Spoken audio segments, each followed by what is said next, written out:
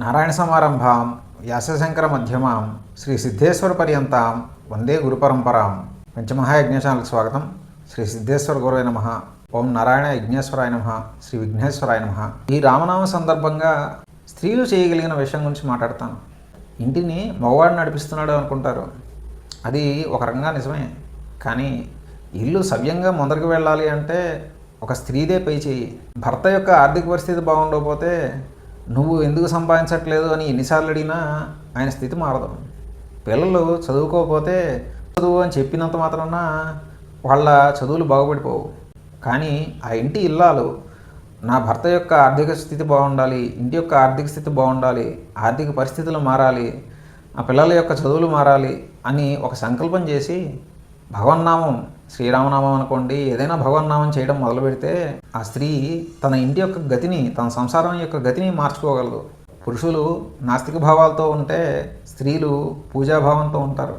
10 రైలు బోగీల్ని ఒక ఇంజన్నే నడిపించినట్టు ఒక స్త్రీ తన ఇంటి మొత్తాన్ని తన ఉపాసనతో నడిపించగలదు. ఇది మా ఇంట్లో కానీ, మా బంధువుల్లో కానీ, నాకు తెలిసిన వారిలో కానీ నేను చూసి చెప్తున్న విషయం.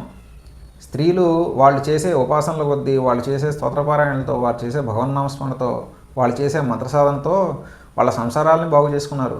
నా భర్తకి పూజలున్నా, భగవంతుడన్నా విముఖత, ఆయన పూజల జోలికి పోరు అనుకునే స్త్రీమూర్తి తాను కనుక భగవన్నామం చేయడం మొదలు పెడితే తన ఇంటిని తానే అభివృద్ధి చేసుకోవచ్చు. ప్రతి ఇంట్లో ఉన్న ఇల్లాలే ఇంట్లో ఎంతో కొంత రామాయణ కథను శ్రవణం చేయడం మంచిది. వీలైనప్పుడు సందర్భం చూసుకుని పిల్లలకి కథలుగా చెప్పడం వల్ల, బంధువులతో కథలుగా మాట్లాడడం వల్ల ఏమవుతుందంటే శబ్దరూపమైన భగవత్ స్వరూపం చుట్టుపక్కల ఉన్న జీవుల యొక్క చెవుల్లోంచి వాళ్ళ హృదయంలోకి ప్రవేశిస్తుంది. వాళ్ళు వెంటనే నమ్మాలి, వాళ్ళు ఏదో భగవంతుడిని నమ్మితేనే ఇది పనిచేస్తుంది అనేది లేదు. శబ్దరూపంలో ఉన్న భగవన్నామం ఆ జీవుడి యొక్క హృదయస్థానాన్ని చెవి ద్వారా ప్రవేశించి అక్కడ పనిచేయడం మొదలు పెడుతుంది. ప్రతి ఇంటి ఇల్లాలు తన భర్తకి కానీ, తన పిల్లలకి కానీ, తన బంధువులు కానీ సేవ చేసిన ఫలితాన్ని పొందుతుంది. మొత్తం ఇంటిని చక్కదిద్దిన ఫలితాన్ని పొందుతుంది. ఇక్కడ రామాయణ గాథలో ఉన్న సూక్ష్మాలు తెలుసుకోవాల్సిన అవసరం లేదు. కేవలం శ్రీరామ శబ్దం మాటిమాటికి కథస్వరూపంగా చెప్పగలిగితే చాలు. శ్రీరామాయణంలో ఎన్నో మంగళకరమైన ఘట్టాలు ఉన్నాయి, భగవంతుడికి ఇష్టమైన ఘట్టాలు ఉన్నాయి.